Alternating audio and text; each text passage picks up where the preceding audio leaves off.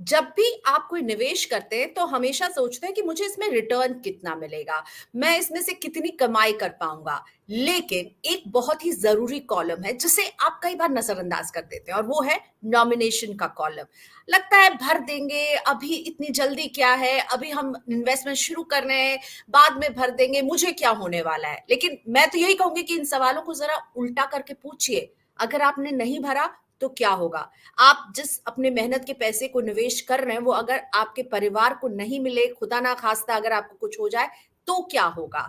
तो इसीलिए बेहद ज़रूरी है कि आप जो भी निवेश करें, खास तौर पर आज मैं म्यूचुअल फंड की बात करने वाली हूँ, उसमें नॉमिनेशन कॉलम को ध्यान से भरें। तो क्या नियम है, किन बातों का आपको ख्याल रखना है, आज यही समझने वाले हैं हम। मेरे साथ ईडलवाइज़ एसेट मैनेजमेंट के हेड सेल्स दीपक जैन जुड़े हुए हैं। उनसे हम समझेंगे कि जब आप नॉमिनेशन का कॉलम खाली छोड़ देते हैं, तो ये कितनी बड़ी गलती आपसे हो रही है और इसे भरने का सही तरीका क्या होगा?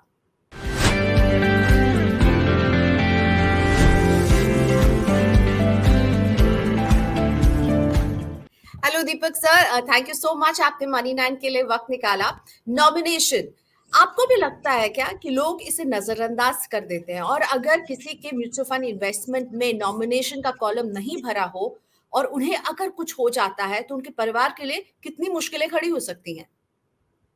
ये बहुत आपने एक काफ़ी इम्पोर्टेंट सवाल उठाया है और हमने लास्ट 18 महीनों में देखा है कि नॉमिनेशन नहीं भरने का काफ़ी खामियाजा और दिक्कतों का सामना काफ़ी निवेशकों ने किया है। और जब ये निवेश कर रहे होते हैं, एक छोटी-सी प्रक्रिया होती है और उसको काफ़ी लोग नज़रअंदाज कर देते हैं और उसका खामियाजा उनके रिश्तेदारों को, उनके बच्चों को, उनके रिश्तेदारों को भुगतना पड़ता है जिनके जिनके लिए उन्होंने ये निवेश किया होगा। अगर यूनिट होल्डर की मृत्यु हो जाए, असमय मृत्यु हो जाए, तो नॉमिनेशन का कॉलम नहीं भरा होगा, तो किस तरह की प्रॉब्लम्स आ सकती है? क्योंकि उनकी फैमिली अगर जा कर के बताएगी कि भई ये हमारे रिश्तेदार थे, उनके पास अगर डेथ सर्टिफिकेट होगा, तो उसमें क्या नॉमिनेशन का नहीं भरे होने से ज़्यादा दिक्कतें आएँगी? अगर नॉमिनेशन नहीं है, तो 2 सिचुएशन हो सकती हैं। एक आपके पास विल है और दूसरी आपके पास विल भी नहीं है। तो सबसे खराब सिचुएशन तब होगी जब ना ना आपने नॉमिनेट किया है और ना आपने कोई विल बनाई है। उस स्थिति में आपको कोर्ट के चक्कर लगाने पड़ जाएँगे काफ़ी, आपको रिश्तेदारों की लिस्ट बनानी पड़ेंगी, कितने लीगल हेयर हैं, कितने क्लेमेंट हो सकते हैं, आपकी कितनी एसेट्स हैं, जिन पे किन-किन लोगों का कितना क्लेम बनता है और ये कोर्ट डिसाइड करेगा और आपको पता है कि देश में जब चीज़ें कोर्ट तक जाती हैं तो समय काफ़ी लग जाता है और उस दौरान पैसों की दिक्कत काफ़ी आपको तकलीफ पहुँचा सकती है। ये माने कि अगर नॉमिनेशन नहीं किया है लेकिन फिर भी एक विल है, तो प्रक्रिया दूसरी है, बट फिर भी उसमें भी कोर्ट के चक्कर लगेंगे। आपको विल को प्रोबेट कराना पड़ेगा, लीगल हेयर के सर्टिफिकेशन करानी पड़ेंगी, जितने भी हेयर्स हैं, उनसे आपको एनओसी लेना पड़ेगा, तो कागज़ी कार्रवाई बहुत ज़्यादा है। तो हम यही एडवाइस करते हैं, इनफैक्ट हमने लास्ट 12-18 महीनों में एक कैंपेन चलाया हुआ है, एडलवाइस म्यूचुअल फंड में कि आप नॉमिनेट करें। नॉमिनेट करने से आप आगे की समस्याओं से बच सकते हैं।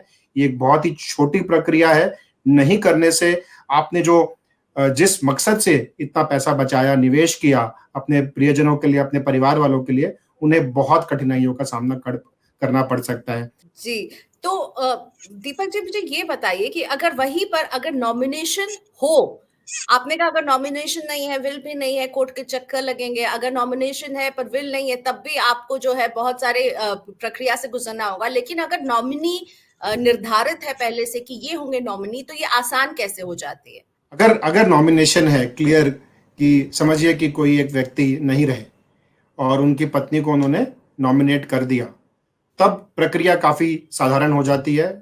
तो आपको डेथ सर्टिफिकेट लगेगा, आप किसी बैंक का अगर 2 लाख से कम का निवेश है, तो आप किसी बैंक से जो भी आपका बैंक है उससे सिग्नेचर अटैच करवा लें, अपने केवाईसी डॉक्यूमेंट जैसे कि आप एड्रेस प्रूफ, आईडी प्रूफ और एक फोटोग्राफ और कैंसल्ड चेक, ये 4-5 चीज़ें अगर आप जमा कर दें म्यूचुअल फंड के दफ्तर में, तो कुछ दिनों के भीतर में जो यूनिट्स म्यूचुअल फंड होल्डर के हैं, वो आपके नाम में ट्रांसफ़र हो जाएँगे। इस प्रक्रिया को ट्रांसमिशन कहते हैं, बट वो साधारणतः हफ्ते भर में ये काम हो जाता है। उसके बाद यूनिट्स आपके नाम में हो गए, आप इसका जो करें, आप चाहें तो निवेश को कंटिन्यू कर सकते हैं या उसको आप लिक्विडेट भी कर सकते हैं अपनी सहूलियत और ज़रूरतों के हिसाब से। लेकिन आप अगर नॉमिनेशन नहीं है तो प्रक्रिया, जैसा मैंने कहा, काफ़ी लंबी है। अच्छा दीपक जी, अगर मान लीजिए कि नॉमिनेशन इतना ज़रूरी है, होना चाहिए ताकि आगे का ट्रांसमिशन की आपने जो प्रक्रिया बताई वो ईज़ी हो, तो इसे लोग नज़रअंदाज क्यों करते हैं? और दूसरी बात ये है कि ये मैंडेटरी क्यों नहीं है कि आप जैसे भरेंगे आप कीजिए, क्यों लोगों को टाइम दे दिया जाता है कि ठीक है आप ये बाद में भी भर सकते हैं? ये टाइम क्यों दिया जाता है? इसे मैंडेटरी क्यों नहीं बना दिया जाता है? ये आपका सुझाव अच्छा है प्रियंका। इसके विषय में म्यूचुअल फंड इंडस्ट्री में बातचीत चल रही है, किंतु ये एक निवेशक के अधिकार का क्षेत्र भी है, पर्सनल चॉइस की बात भी है। तो उसे हम किसी बात की कॉन्वर्सेशन के लिए रखते हैं, बट आपका सुझाव बहुत अच्छा है और मैं अपने तौर पे, मैं एमफी कमिटी में हूँ, मैं इसमें इस सुझाव को रखूंगा जरूर। बट चलिए। आपने दूसरा सवाल मुझसे पूछा कि ये क्यों नजरअंदाज कर दिया जाता है। मेरे ख्याल से निवेश जल्दी से जल्दी करने की इच्छा या जागरूकता की कमी होना, या मैं कहूँ कि थोड़ी लापरवाही भी है इस मामले में निवेशकों के द्वारा, या उनके जो सलाहकार है कभी कभी वो भी शायद भूल जाते होंगे। मेरा सुझाव ये है कि इसको नजरअंदाज नहीं करना चाहिए। इनफैक्ट एक स्टेटमेंट आता है, एनएस कॉमन अकाउंट स्टेटमेंट, उसमें आपके पास जितने भी कैपिटल मार्केट्स में आपके निवेश हैं, चाहे वो शेयर में हो चाहे वो म्यूचुअल फंड्स में हो, उनका सबका ब्यौरा आपको मिलता है और वहां पे किन किन फोलियोज में या किन किन डीमैट अकाउंट्स में आपके नॉमिनी है रजिस्टर्ड और नहीं, उसका ब्यौरा आपको मिल जाता है। तो उसको देख के आप एक प्रोएक्टिवली मेरे ख्याल से नॉमिनेट करना चाहिए। मेरा खुद का एक फोलियो में नॉमिनेशन नहीं था, मैंने चेक किया और आज के दिन पे मैं आपको ये बता सकता हूँ कि ना सिर्फ मेरे सारे फोलियोज और डीमैट अकाउंट में नॉमिनी रजिस्टर्ड है, बट मैंने एक ब्यौरा, छोटा सा चिट्ठा बना के भी अपनी पत्नी को और अपनी मदर को दिया हुआ है कि मेरे निवेश कहाँ कहाँ है, अकस्मात अगर कुछ हो जाए तो आप इनको देख सकते हैं। ये बहुत ज़रूरी हो जाता है कि आप अपने परिवार वालों को सूचित रखें कि आपका निवेश कहाँ-कहाँ है, क्योंकि हमने अभी कोविड के दौरान इनफैक्ट मनी 9 इसलिए एक हेल्पलाइन भी लेकर आया था क्योंकि कई लोग जो थे वो परेशान हो गए थे, पता भी नहीं था कितने बैंक अकाउंट हैं, निवेश तो बहुत दूर की बात है और इस क्रेडिट कार्ड का क्या होगा? तो इसीलिए इस तरह की स्थिति से आपके परिवार को बचाने के लिए नॉमिनेशन बहुत ज़रूरी हो जाता है। दीपक जी मुझे ये भी बताइए कि नॉमिनेशन नॉमिनी किसे बनाया जा सकता है? क्या परिवार के जो सदस्य हैं उन्हें ही हम नॉमिनी बनाएं? अब इसके क्या रूल्स हैं? किसी को भी बनाया जा सकता है? क्या नॉमिनी को बदला जा सकता है? और एक से ज्यादा नॉमिनी हो सकते हैं क्या? 3 सवाल मैंने एक साथ पूछ लें, आप ब्रेक डाउन कर दीजिए। जी जी, मैं आपके सारे सवालों का जवाब देता हूँ। सबसे पहली बात, कौन नॉमिनेट कर सकता है? एक इंडिविजुअल या एचयूएफ, ये दो ही नॉमिनेट कर सकते हैं। बाकी सब नॉन इंडिविजुअल जो होते हैं वो नॉमिनेट नहीं कर सकते, उनका एक अलग प्रक्रिया होती है उनके पैसों को ट्रांसफर करने की। किसको नॉमिनेट किया जा सकता है? आप अपने परिवारजनों को नॉमिनेट कर सकते हैं, दोस्तों को नॉमिनेट कर सकते हैं। नॉमिनेट आप किसी को भी कर सकते हैं, इवन माइनर को भी नॉमिनेट कर सकते हैं। ब्लड रिलेशन लेकिन होना जरूरी नहीं है। ब्लड रिलेशन होना जरूरी नहीं है। अगर मैं अकेला हूं और मैं चाहता हूं कि मेरे दोस्त को मेरा पैसा मिले, तो कानून हमें इसकी इजाजत देता है।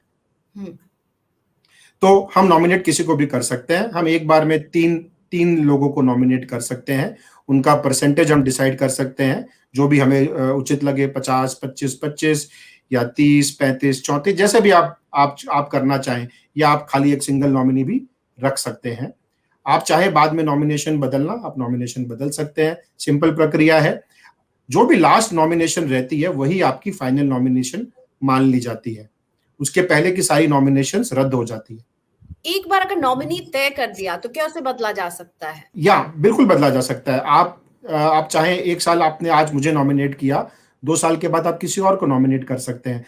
आपकी जो लास्ट नॉमिनी रजिस्टर्ड होंगी वही final nominee, in case of any unfortunate event, ये आपको मतलब सुविधा मिलती है।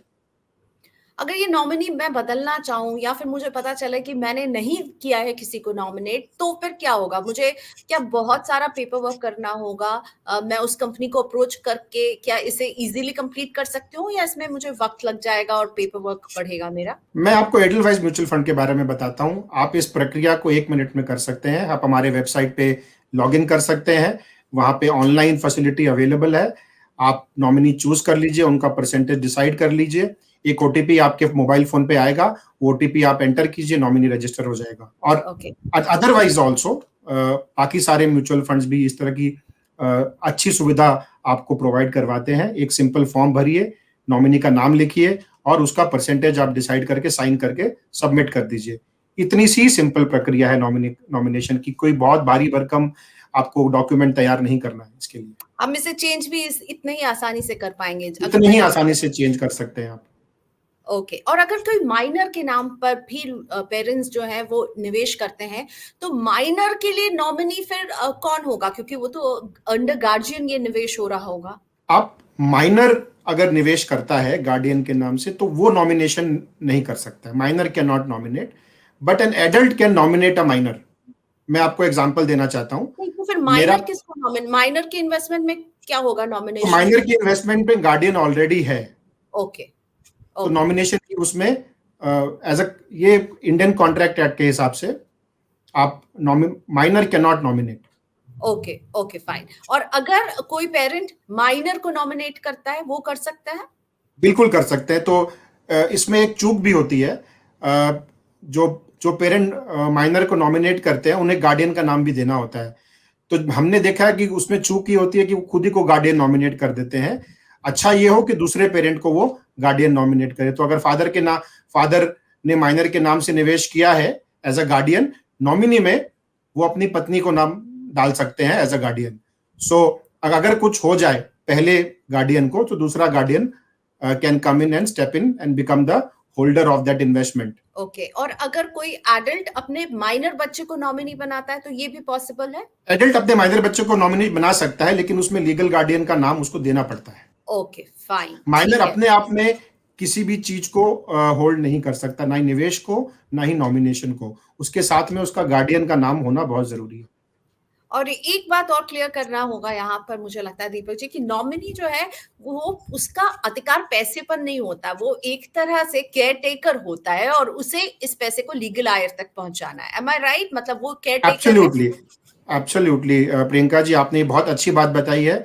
और इसके ऊपर में काफी कोर्ट्स ने जो भी निर्णय दिए हैं वो निर्णय लीगल हेयर के पक्ष में है।